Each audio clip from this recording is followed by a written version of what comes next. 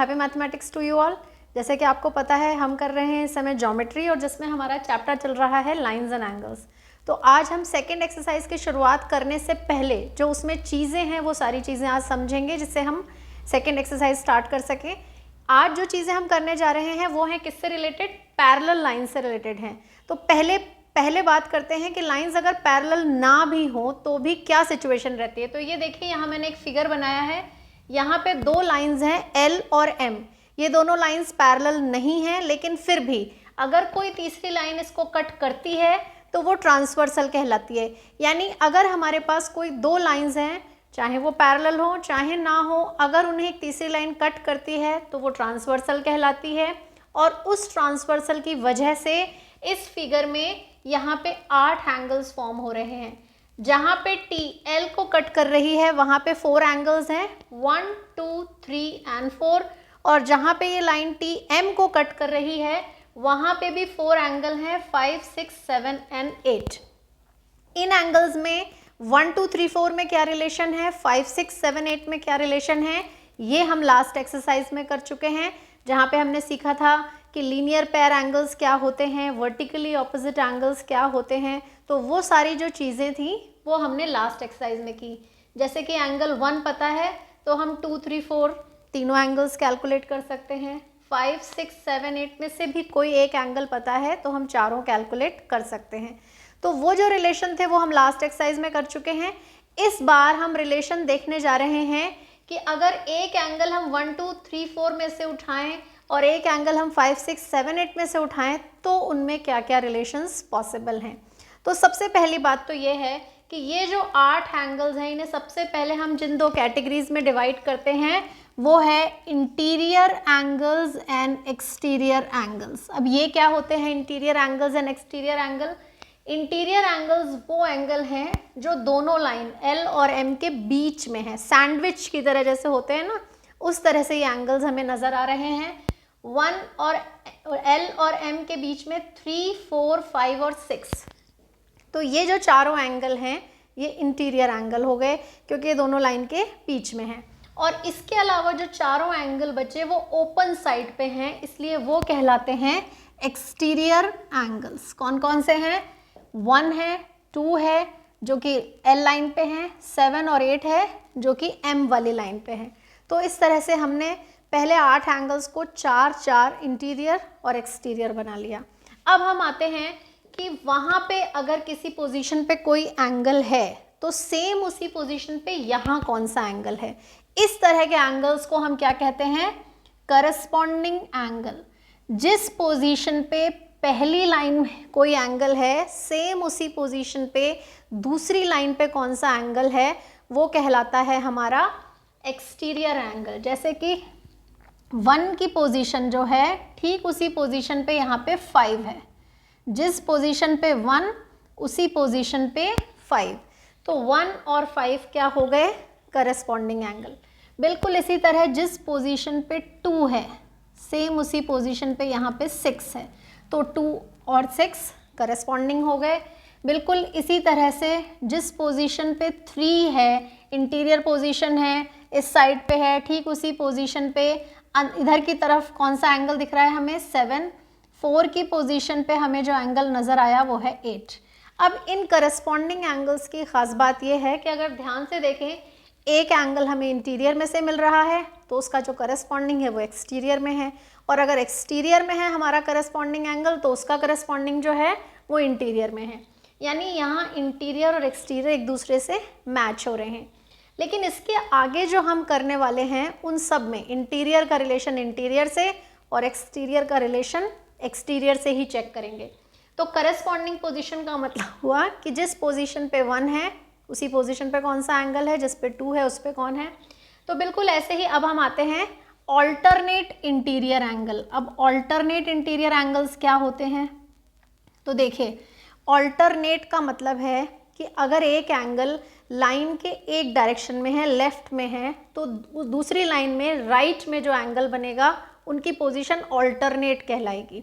अगर एक लेफ्ट में तो दूसरा राइट में, अगर एक राइट में तो दूसरा लेफ्ट में। तो अब इस तरह से कौन बने? जैसे कि इंटीरियर एंगल्स की बात कर रहे हैं हम यहाँ पे, सिर्फ इंटीरियर एंगल्स की। तो एंगल 4 का जो इंटीरियर एंगल है वो क्या बन गया 6।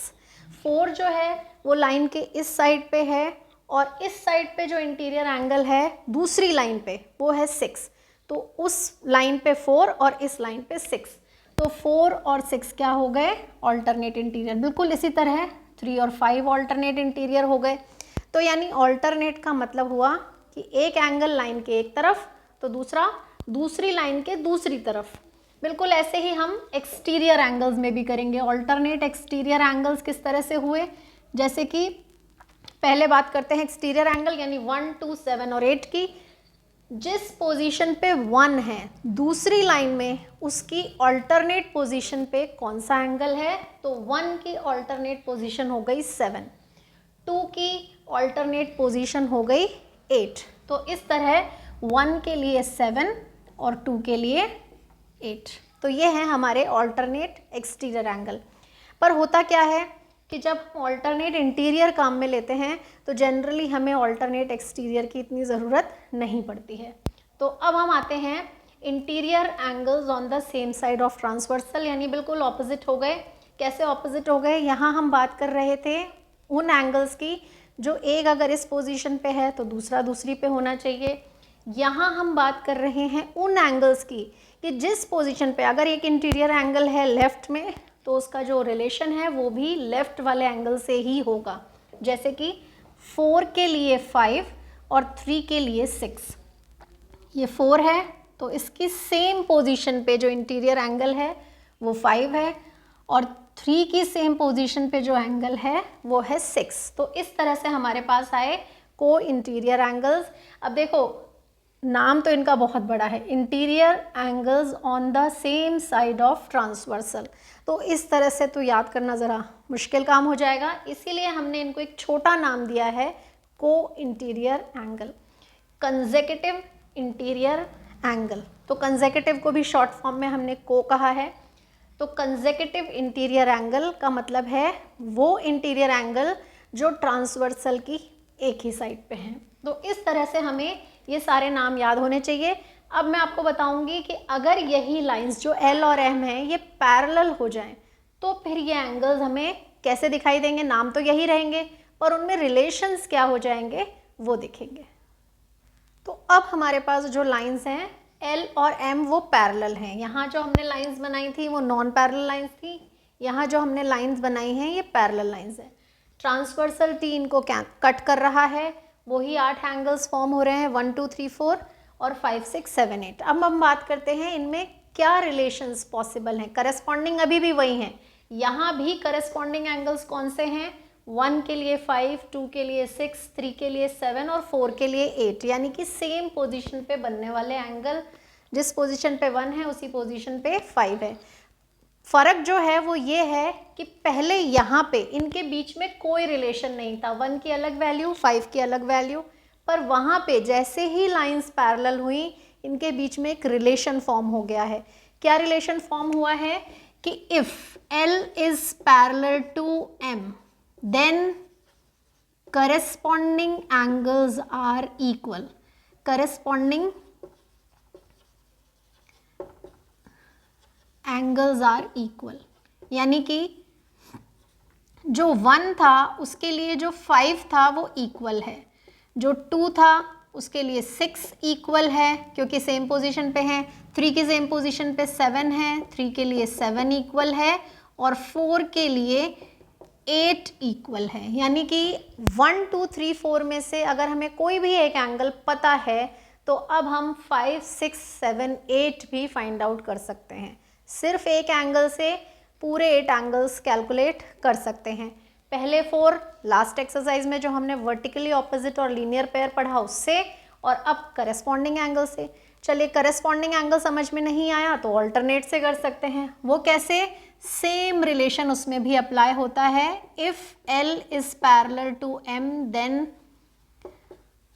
Alternate angles are equal. Alternate angles are equal जब मैं कह रही हूँ तो इसका मतलब मैं ये कह रही हूँ कि वो इंटीरियर हो, ऑल्टरनेट इंटीरियर एंगल्स हों तो भी इक्वल हैं, ऑल्टरनेट एक्सटीरियर एंगल्स हों तो भी इक्वल हैं। वो कैसे यहाँ पे ऑल्टरनेट पोजीशन के एंगल है इंटीरियर में 4 और 6, तो 4 के लिए 6 इक्वल है, 3 के लिए 5 है तो 3 के लिए 5 इक्वल है, और एक्सटीरियर की बात करें तो 2 के लिए 8 और 1 के लिए 7 भी इक्वल हैं। तो अगर हमारी लाइंस पैरेलल हैं तो करस्पॉन्डिंग एंगल्स भी इक्वल होते हैं, ऑल्टरनेट इंटीरियर एंगल्स भी इक्वल होते हैं। लेकिन ये जो हैं को इंटीरियर एंगल्स, ये इक्वल नहीं होते हैं, इनमें अलग रिलेशन है। क्या रिलेशन है? ये सप्लीमेंट्री होते हैं, इनका सम 180 होता है। दिख भी रहा है आपको कि जैसे ऑल्टरनेट को इंटीरियर एंगल की हम बात कर रहे हैं तो 3 के लिए 6, अब 3 और 6 दोनों टाइप ही अलग है। अगर 3 अक्यूट है तो 6 ऑब्ट्यूस है, सेम ऐसे ही 4 और 5 है, उनमें भी यही रिलेशन है, एक अक्यूट है तो एक ऑब्ट्यूस है। इसका मतलब इक्वल होने के तो वैसे भी कोई चांसेस नहीं है, तो फिर क्या रिलेशन है? सप्लीमेंट्री, यानी उनका सम 180 होता है। तो तीसरा जो रिलेशन है वो ये है कि if L is parallel to M then co-interior angles are supplementary. तो सप्लीमेंट्री एंगल यानी इनका सम 180 है। तो कैसे लिखेंगे? Angle 3 plus angle 6 is equals to 180। बिल्कुल ऐसे ही angle 4 plus angle 5 is equals to 180 degree. तो ये जो मैंने इतनी सारी चीज़ें आपको बताई, इससे क्या पता चला कि अगर हमें वहाँ एक एंगल पता है तो हम पूरे 8 एंगल निकाल सकते हैं, या तो करस्पॉन्डिंग से या ऑल्टरनेट से या को इंटीरियर से। वो कैसे, वो मैं भी आपको एक एग्जांपल करके बताऊंगी। लेकिन उससे पहले एक और प्रॉपर्टी है जो इसमें बहुत इम्पॉर्टेंट है, हमें वो भी सीखनी है। तो पहले हम वो वाली प्रॉपर्टी कर लेते हैं। अब जो प्रॉपर्टी हम करने जा रहे हैं वो ये कहती है कि अगर 2 लाइंस या 2 से ज़्यादा लाइंस हैं और वो सब किसी एक ही लाइन के पैरेलल हैं तो वो आपस में भी पैरेलल होती हैं। Lines which are parallel to same line are parallel to each other, ये थ्योरम है। तो ये कैसे प्रूव करेंगे? जैसे यहाँ पे मैंने 3 डिफरेंट लाइंस ली हैं, एक है L, एक है M और एक है N। अब मैंने आपसे कहा कि ये जो M वाली लाइन है ये L के पैरेलल है, और बिल्कुल वैसे ही N जो है वो भी L के पैरेलल है। अगर M और N दोनों L के पैरेलल हैं तो इसका मतलब ये दोनों आपस में भी पैरेलल हैं। अब ये कैसे पता चला हमें? तो उसके लिए हम यहाँ पे ड्रॉ करेंगे एक ट्रांसवर्सल। तो ये जब ट्रांसवर्सल मैंने ड्रॉ किया तो यहाँ मैं कुछ करस्पॉन्डिंग एंगल्स मार्क करने जा रही हूँ। जैसे कि मैंने बताया कि सेम पोजीशन पे हर एक ट्रांसवर्सल में जो हर लाइन पे एंगल बनता है वो करस्पॉन्डिंग एंगल है। इनकी नंबरिंग कर देते हैं 1, 2 एंड 3। अब जैसे कि हमें पता है कि M जो है वो L के पैरेलल है, तो अभी थोड़ी देर पहले ही मैंने आपको बताया था कि अगर 2 लाइंस पैरेलल हैं तो उनके करस्पॉन्डिंग एंगल्स इक्वल होते हैं। तो इसका मतलब M और L में 1 और 2 इक्वल हैं। यहाँ हम इसमें रीज़न लिख सकते हैं। क्या रीज़न है? कि as lines are parallel therefore their corresponding angles are also parallel, तो ये आपको लिखना पड़ेगा। उसके बाद हमें पता चला कि N और L भी पैरेलल हैं, इसको इक्वेशन 1 कह सकते हैं। और इससे हमें क्या पता चलेगा? N और L पैरेलल हैं तो एंगल 1 जो है वो एंगल 3 के भी इक्वल है सेम रीज़न से, और ये कहलाएगी हमारी इक्वेशन 2। अब ज़रा ध्यान से देखिए, दोनों इक्वेशंस क्या कह रही हैं कि 1 के इक्वल 2 भी है और 1 के इक्वल 3 भी है। तो हमें क्या पता चला? फ्रॉम इक्वेशन 1 एंड 2, क्योंकि 2 और 3 दोनों 1 के इक्वल हैं इसलिए वो दोनों आपस में इक्वल हो गए। तो जब हमारे पास 2 और 3 इक्वल आ गए तो हमें क्या पता चला? तो अब देखिए ध्यान से, एक बात मैं आपको बताना चाह रही हूँ। अभी मैंने थोड़ी देर पहले आपको बताया कि अगर लाइंस पैरेलल हो तो करस्पॉन्डिंग एंगल्स इक्वल होते हैं, ऑल्टरनेट एंगल्स इक्वल होते हैं और को इंटीरियर एंगल्स सप्लीमेंट्री होते हैं। अब हम बताने जा रहे हैं कि इसका कन्वर्स भी ट्रू है। कन्वर्स क्या कहता है कि अगर करस्पॉन्डिंग एंगल्स इक्वल हैं तो हमारी लाइंस पैरेलल हैं, अगर ऑल्टरनेट पोजीशन के एंगल्स इक्वल हैं तब भी हमारी लाइंस पैरेलल हैं, और अगर हमारे को इंटीरियर एंगल्स का सम 180 है तब भी हमारी लाइंस कैसी हैं? पैरेलल है।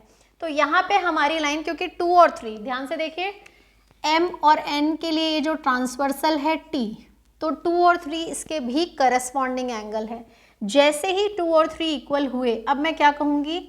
As corresponding angles are equal so M is parallel to N, हमारी लाइंस भी क्या हो गई हैं, पैरेलल, क्योंकि करस्पॉन्डिंग एंगल्स इक्वल हो गए इसलिए हमारी लाइंस भी क्या हो गई, पैरेलल हो गई।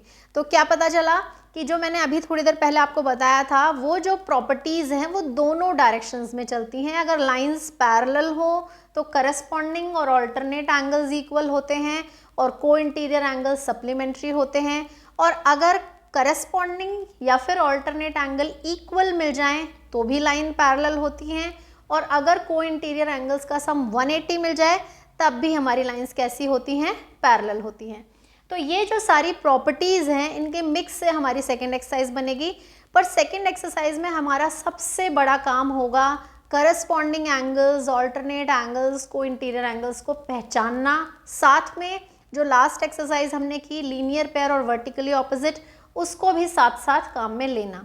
तो उसके लिए पहचान के लिए मैं आपको कुछ तरीके बताती हूँ कि कुछ अल्फ़ाबेट्स जो हैं वो अगर हमें फिगर में नज़र आते हैं तो हम इजीली डिसाइड कर सकते हैं कि हमारे एंगल्स कौन से टाइप के हैं। तो अब ध्यान से देखिए, लास्ट हमने वर्टिकली ऑपोजिट एंगल्स जो सीखे थे वो जनरली हमें इस तरह एक्स जैसी शेप के अंदर नज़र आते हैं।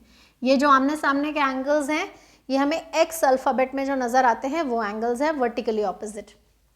इसी तरह जो लीनियर पेयर हमने सीखा था वो कुछ इस तरीके का होता था। तो अगर आप ध्यान से देखें तो ये वाई की जैसा शेप है, जैसे वाई बनाते हैं हम वाई ऐसे बनाते हैं, पर बस ये है कि हमारे जो शेप्स बनेंगे वो एग्जैक्टली जैसे हम इंग्लिश में बनाते हैं वैसे नहीं बनेंगे, लेकिन हाँ अगर हम उन्हें घुमा फिरा के देखेंगे तो हमें वही अल्फ़ाबेट्स नज़र आएंगे। तो एक्स में हमें कौन से नज़र आते हैं, वर्टिकली ऑपोजिट एंगल, वाई में लीनियर पेयर एंगल। अब करस्पॉन्डिंग में क्या नज़र आता है, उसमें हमें इस तरह से एफ जैसा शेप दिखेगा, जैसे कि यहाँ पे भी दिख रहा है आपको। ये दो एंगल्स को मिला लूँ मैं, जैसे एंगल 1 और एंगल 2, तो ये एफ जैसा शेप दिख रहा है, लेकिन उल्टा। अब जैसा कि मैंने कहा कि बिल्कुल सीधा शेप दिखे ये ज़रूरी नहीं है, शेप आड़े टेढ़े उल्टे सीधे कैसे भी हो सकते हैं, पर अल्फ़ाबेट्स उसमें वैसे ही नज़र आएंगे। तो यहाँ पे करस्पॉन्डिंग में जो हमें अल्फ़ाबेट नज़र आएगा वो है एफ। ऑल्टरनेट इंटीरियर में जो अल्फ़ाबेट हमें नज़र आता है वो होता है जेड। इतना क्लियर जेड हो ये ज़रूरी नहीं है, ऐसे घूम के हो सकता है, ऐसे उल्टा हो सकता है, कैसे भी हो सकता है, पर ये जो पोजीशन ऑफ एंगल्स हैं इनके बीच में कुछ कुछ जेड जैसा शेप हमें नज़र आता है। ये मैं इसलिए बता रही हूँ क्योंकि इससे एंगल्स पहचानने सिंपल हो जाते हैं। ऑल्टरनेट इंटीरियर एंगल्स की हम बात कर रहे हैं। को इंटीरियर एंगल्स में हमें इस तरीके के एंगल्स नज़र आते हैं। इसको सी जैसा शेप मान सकते हैं आप, या उल्टा यू मान सकते हैं, टेढ़ा यू कह सकते हैं, कुछ भी कह सकते हैं, पर कुछ इस तरीके के शेप्स हमें नज़र आते हैं। तो ये जो चीज़ें हैं अगर हम इनको अल्फ़ाबेट्स की फॉर्म से करने की कोशिश करेंगे तो हमें अपने एंगल्स जल्दी पहचान में आ जाएंगे। इसलिए मैंने आपको ये बताया है कि कई बार कन्फ्यूजन हो जाता है कि हमें जो पूछा है और हमें जो दिया है उनके बीच में क्या रिलेशन है, तो दोनों को डार्क कर लो और डार्क करने के बाद देखो कि इसमें कौन सा अल्फ़ाबेट नज़र आ रहा है। जैसे मुझे यहाँ 2 और 3 के बीच में रिलेशन चाहिए तो मैंने 2 को डार्क किया, 3 को भी डार्क किया। अगर यहाँ क्लियर नहीं हो रहा तो मैंने यहाँ पे हल्का सा इनको अलग से बना लिया, तो मुझे एफ जैसी शेप नज़र आने लग गई। इसका मतलब ये करस्पॉन्डिंग एंगल्स हैं, तो पहचानने में हमें आसानी होती है। तो ये जो सारे एंगल्स हैं इन्हें हमें सेकेंड एक्सरसाइज में काम तो लेना है, पर कैसे, उसके लिए मैं आपको अभी एक एग्जाम्पल करके बताती हूँ। नेक्स्ट वीडियो में हम अपनी एक्सरसाइज शुरू करेंगे, पर उससे पहले मैं एग्जाम्पल कर रही हूँ जिससे आपको ये सारी चीज़ें अच्छे से समझ में आ जाए। तो अब हम सॉल्व करने जा रहे हैं 2 एग्जाम्पल्स, एग्जाम्पल 4 और एग्जाम्पल 6। एग्जाम्पल 5 मैंने बीच में छोड़ दिया है क्योंकि वो प्रूविंग का क्वेश्चन है। प्रूविंग के क्वेश्चन हम एक्सरसाइज के साथ डिस्कस करेंगे। अभी फ़िलहाल हमें अपने जो कैलकुलेशन बेस्ड क्वेश्चन है वो स्ट्रॉन्ग करने हैं, इसलिए पहले मैं आपको ये दोनों क्वेश्चन समझा रही हूँ। इनको प्रैक्टिस करने से आपकी सारी कैलकुलेशन बेस्ड क्वेश्चन ईजी हो जाएंगे। तो देखिए एग्जाम्पल 4 और एग्जाम्पल 6 में क्या है ट्रिक, पहले 4 की बात करते हैं। 4th क्वेश्चन में उन्होंने कहा है कि PQ और RS पैरेलल लाइन है और एक एंगल XMY है। तो ये हर क्वेश्चन जिसमें इस तरीके का एल्बो जैसा शेप आए, मतलब एक सीधा ट्रांसवर्सल ना देके इस तरह से कोई तिरछा ट्रांसवर्सल दिया जाए या दो ट्रांसवर्सल कह सकते हैं, ऐसे हर क्वेश्चन में हमें ये जो एल्बो वाला पॉइंट है यहाँ से एक पैरेलल लाइन ड्रॉ करनी है। तो ये जो M है, मैंने यहाँ से एक पैरेलल लाइन खींची हुई है M, जो कि आपको क्वेश्चन में नहीं दी है, तो हम क्या लिखेंगे, क्योंकि हमने अपनी तरफ से खींची है हमें मेंशन तो करनी पड़ेगी। Draw AB through M which is parallel to PQ। अब इसका मतलब हमें क्या पता चला कि AB जो है वो PQ के पैरेलल है, और जो बात हमें पहले से पता है वो ये है कि PQ RS के पैरेलल है, PQ is parallel to RS। और अभी थोड़ी देर पहले मैंने आपको थ्योरम बताई ही थी कि if two lines are parallel to same line then they are parallel to each other. तो वही चीज़ यहाँ पे हो गई, क्योंकि AB और RS दोनों PQ के पैरेलल हैं, इसलिए ये दोनों आपस में भी पैरेलल होंगी। तो AB is also parallel to RS। यहाँ पे हम उसका रीज़न लिख सकते हैं, if two lines are parallel to same line then they are parallel to each other. हर चीज़ का रीज़न मेंशन करना ज़रूरी होता है अपने क्वेश्चन की सॉल्विंग करते समय। यहाँ पे मेरे पास कई बार जगह कम होती है इसलिए मैं छोड़ देती हूँ, पर आपके पास ऐसी चॉइस नहीं होगी, आपको रीज़न लिखने पड़ेंगे, तो यहाँ पे हमें ये रीज़न मेंशन करना पड़ेगा। अब ध्यान से देखिए, ये जो एंगल हमसे पूछा गया है एंगल XMY, ये पूरा एंगल इन दो एंगल्स का पार्ट है, 1 and 2। 1 और 2 मिल के XMY बना रहे हैं, तो हम सीधे XMY कैलकुलेट नहीं करेंगे, हम 1 और 2 कैलकुलेट करेंगे और फिर उन्हें प्लस करेंगे। अब 1 कैसे कैलकुलेट करेंगे, तो ध्यान से देखिए कि हमें पता है कि PQ और AB पैरेलल हैं, तो इसलिए ये जो लाइन है XM ये एक तरह से ट्रांसवर्सल हो गई। चाहे तो हम साइड में इसका एक छोटा सा रफ फिगर बना लेते हैं, उससे थोड़ा समझने में आसानी होगी। ये जो लाइन है ये PQ है, ये पॉइंट X है, ये जो लाइन है ये AB है, ये वाला पॉइंट M है, ये एंगल हमें 135 डिग्री का दिया है और हमें ये एंगल कैलकुलेट करना है 1।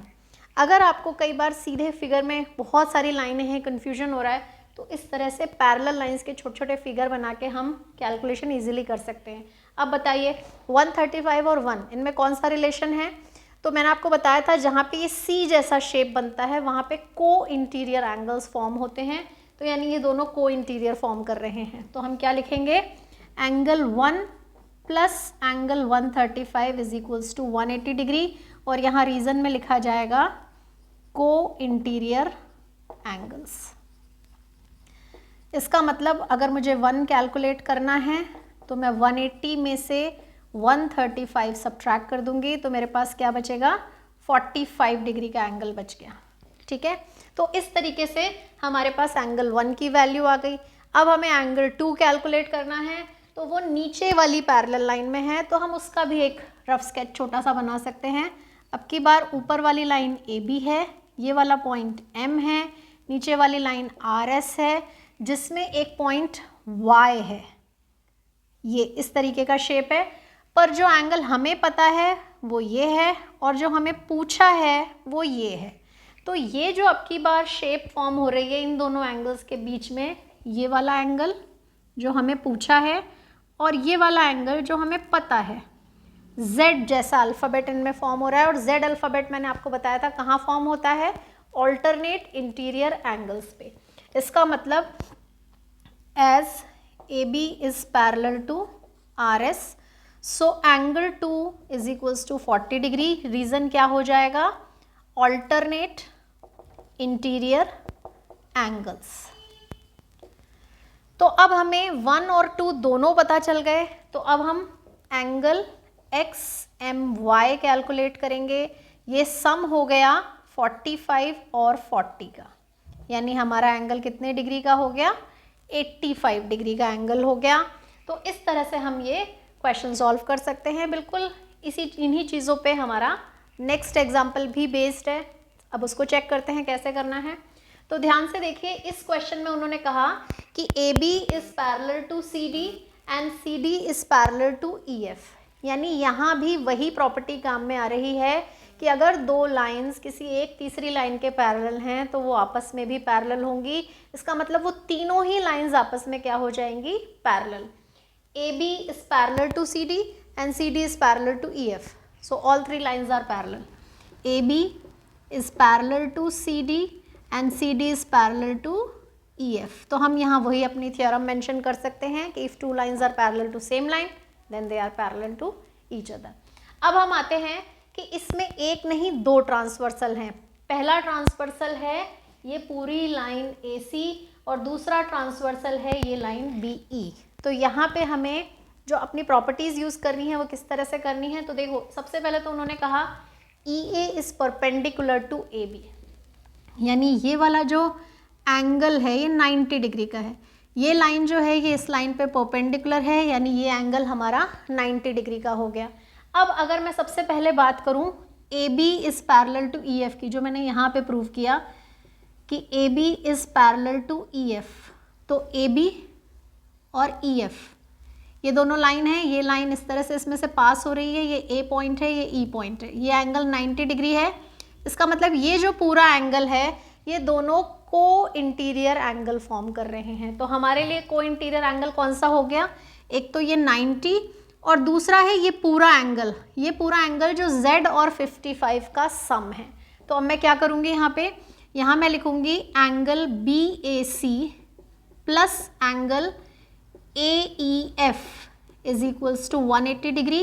रीज़न है को इंटीरियर एंगल्स, और इनकी जो वैल्यूज़ हैं वो कितनी हैं, इसकी तो 90 है और वो वाला जो एंगल है वो Z प्लस 55 है. तो अब अगर मुझे Z कैलकुलेट करना है तो 180 में से 90 और 55 दोनों ही सब्ट्रैक्ट हो जाएंगे. तो Z is equals to 180 minus 90 90 में से 55 सब्ट्रैक्ट किया तो हमारा ये एंगल आ जाएगा 5 और ये हो जाएगा 9 माइनस 6 3 35 डिग्री का. तो एंगल Z जो है वो हमें 35 डिग्री का मिल गया. अब हम आते हैं X और Y कैलकुलेट करने हैं. तो X और Y को अगर आप ध्यान से देखो तो वो पहले ही दोनों क्या फॉर्म हो रहे हैं, कोरेस्पॉन्डिंग एंगल. तो करेस्पॉन्डिंग एंगल्स क्योंकि वो फॉर्म हो रहे हैं यानी कि वो इक्वल है, यानी अगर एक पता चल गया तो दूसरा पता चल ही जाएगा. लेकिन अब हम बात करते हैं कि हमें तो फिलहाल एक भी नहीं पता, कैसे पता करें. तो ध्यान से देखिए इसमें जो पैरेलल लाइन हमारी हेल्प कर सकती हैं वो ये वाली और ये वाली भी हो सकती है, यानी कि जो मैंने अभी ली वो भी हो सकती थी. वो कैसे कि यहाँ पे जो एंगल है वो x है और यहाँ पे जो एंगल है वो 55 है.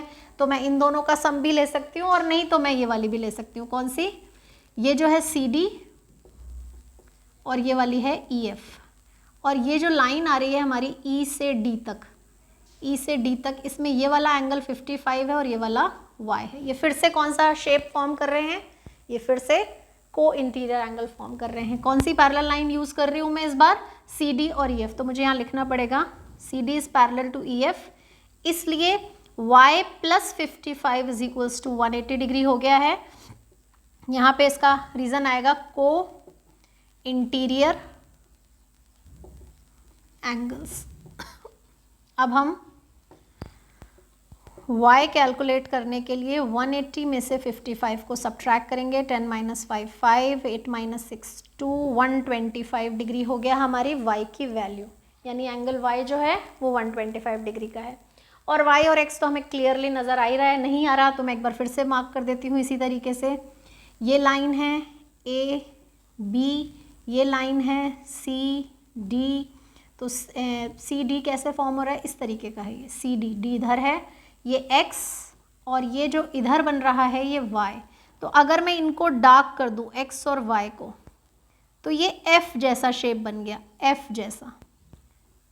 इसका मतलब अगर ये 125 डिग्री का है तो ये भी कितने का हो जाएगा, 125 डिग्री का. अब इसे लिखेंगे कैसे, AB is parallel to CD, so X is equals to Y corresponding angles. तो इसकी वैल्यू 125 थी तो हमारे इस वाले एंगल की वैल्यू भी कितनी आ गई, 125 डिग्री. तो इस तरह से हम अपनी कैलकुलेशंस को फिगर्स के थ्रू, अल्फ़ाबेट्स के थ्रू इजी बना सकते हैं. और इस तरह के क्वेश्चंस की प्रैक्टिस की आपको ज़रूरत है, क्योंकि अभी हमने एक एग्जाम्पल छोड़ा हुआ है, एग्जाम्पल 5, वो है प्रूविंग का क्वेश्चन. वो सारे क्वेश्चन हमारे लिए तब इजी होंगे जब हमें कैलकुलेशन बेस्ड क्वेश्चन अच्छे से आएंगे. तो अगले वीडियो में हम एक्सरसाइज सॉल्व करेंगे ही, साथ में वो बचा हुआ एग्जाम्पल भी सॉल्व करेंगे। तब तक हो सके तो आपको अच्छे से प्रैक्टिस करनी है, जिससे जब मैं आपको वो क्वेश्चन करके दिखाऊं, अगर आपने पहले से सॉल्व किए हुए होंगे तो आपको अपनी जो चीज़ें सही है वो भी पता चलेंगी, जो गलतियां हैं वो भी पता चलेंगी। तो ये एग्जाम्पल जो आज मैंने करा है, इसका रीज़न यही है कि आप आगे की एक्सरसाइज सॉल्व कर सकें। तो आपको सॉल्व करनी है, वीडियो को लाइक करना है, ज़्यादा से ज़्यादा शेयर करना है, और जिन लोगों ने अभी तक सब्सक्राइब नहीं किया उन्हें सब्सक्राइब करना है। Happy mathematics to you all.